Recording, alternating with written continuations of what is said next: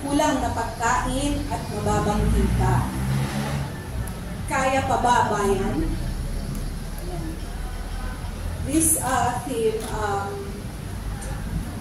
enunciates yung mga nararamdaman ngayon ng mga ordinaryong mamamayan. Ano po?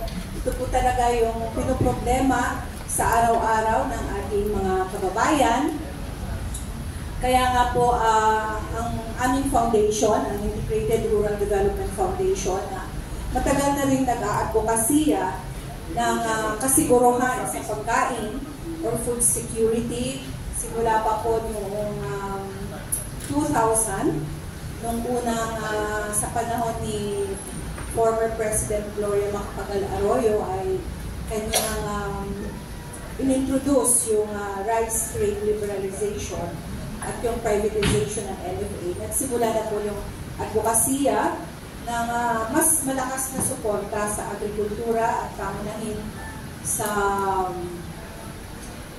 bigas ng ating gobyerno dahilan po sa kinakailangan.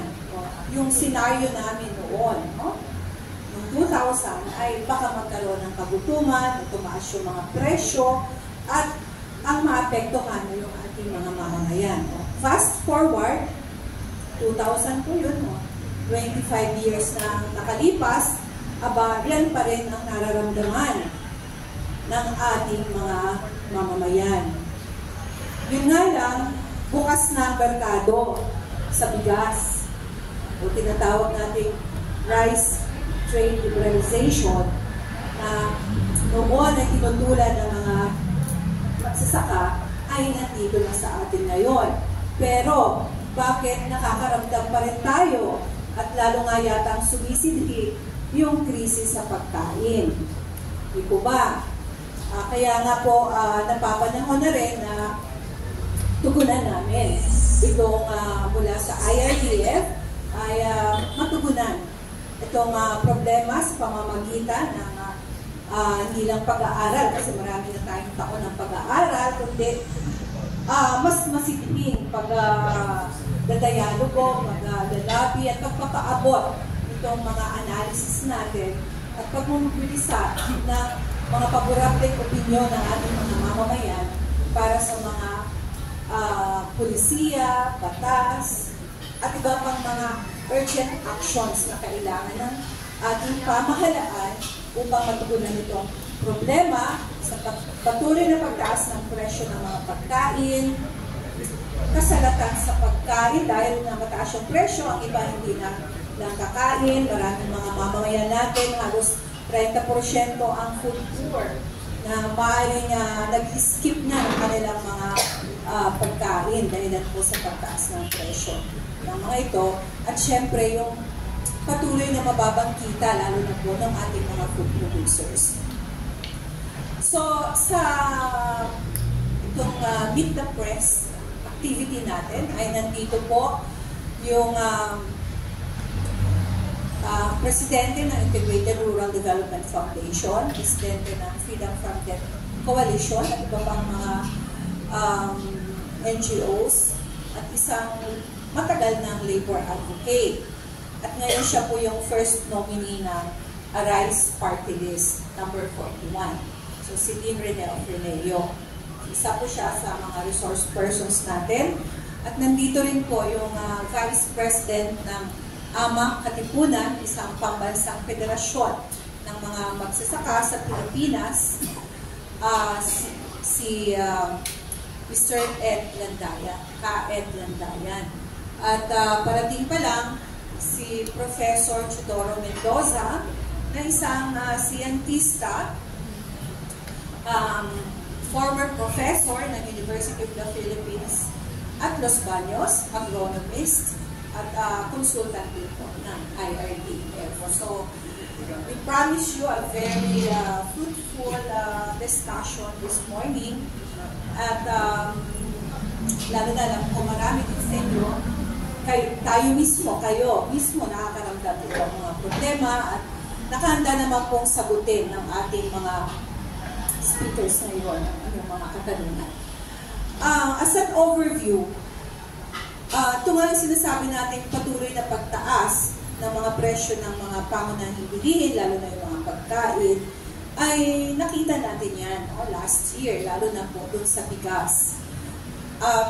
Kahit na nga, ito na ang sinabi natin na binuksan yung merkado, nagkaroon ng Rice Trade Liberalization Act, kung saan pinapapasok na natin yung mga imported na bigas. In fact, number 1, importer ng bigas sa buong mundo ang ating bansa. Alam mo ba yun? Nasa 4 million tons of imported rice ang pinapasok natin annually. No? Malaking implikasyon yan. Mamaya papaliwanag yan ni Ka Edlandayan bilang isang magsasaka sa Central Luzon. Okay? So despite that, bakit ang taas ng presyo ng bigas? No? Umabot yan in December lang. Last year, nasa 50 to 55 pesos per kilo. Lately, bumaba nga, no? Ano ba ang mga dahilan ng pagbaba? Diba parang maraming mga policies na inilabas tulad ng pagbaba ng taripa ng bigas, mula sa 35% ay bumaba siya ng 15%, no? At yung declaration ng rice emergency kung saan pinapalabas na sa mga warehouses ng NFA yung mga naka-stock po ng NFA na bigas. At kasama na rin yung pumapasok ng mga imported na bigas. Kaya yung mayroon tayong konting dito, data tungkol dun sa rice, kung ano na yung movement ng presyo ng bigas ngayon mula January hanggang February. Bigas po, hindi po yung bigas, vegetable yan. Rice. Yung mayroong, yan, ito. Hindi yan, puntahan mo yung rice na column, sheet.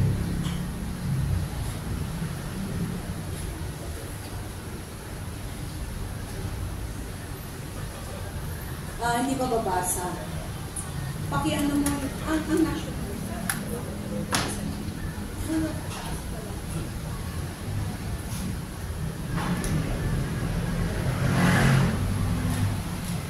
Sa taas. Ayan, Philippines. Yung regular meal, nasa 47 po, no? 47 pesos. Pinaka-last na column, February 2025, 47. Yung average sa Philippines.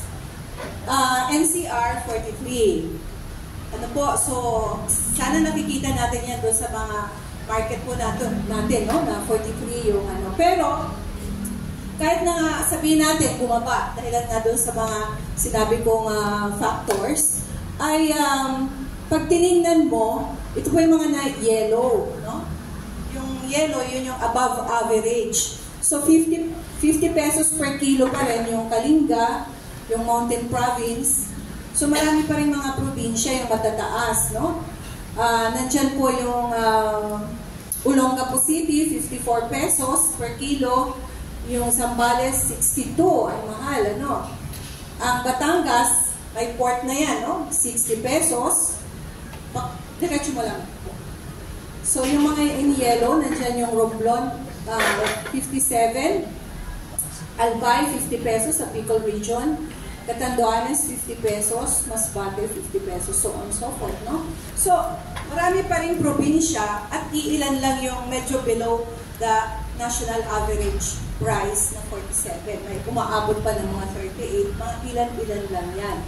Mamaya, siguro ma-analyze natin kung ano mga factors, bakit mataas pa rin yung presyo sa ibang mga probinsya, no? Lalo na kung sabihin natin ay siguro malakas doon ang control ng mga traders, mga wholesaler, traders, retailers. Okay? Ang isa pang nagpataas din ang presyo nitong mga unang buwan ng 2025 ay yung pagtaas ng presyo ng kamatis. So alam naman po natin yan na umabot yung vegetables. Yung kamatis ay umabot ng 200, 150 pesos in January. Pero ngayon, nasa mga 90 pesos na lang. Noong February, according to PSA. Pero dun sa retail, parang maabot na ng 30. Pero ito yung nag-spike ng food inflation noong January. At yung patuloy pa rin mataas na presyo ay yung baboy, yung baka, yung isda. So, kaya parang maintain pa rin yung tinasabi natin food inflation. No? Mataas na presyo ng pagkain. Kasi pag kinusolidate mo na yung iba't ibang presyo, kahit man bumaba yung presyo ng bigas, mataas pa rin yung presyo ng mga pagkain. Okay, so, anong implikasyon pag mataas yung presyo ng pagkain? Sabi ko nga kanina, halos 30% ng mahihirap. 30% ng ating populasyon mahihirap, sila po ang unang-unang makakaramdam nito. So ito ay magta-translate sa mas matingkad na food insecurity o kawalan ng kasiguruhan na kakain pa sila. Kaya nga ang mga pamahalaan tinitiyak na mababa ang presyo ng mga pagkain. Para yan, mantinan natin ang isang masigla, malakas, malusog na workforce. Ito ba?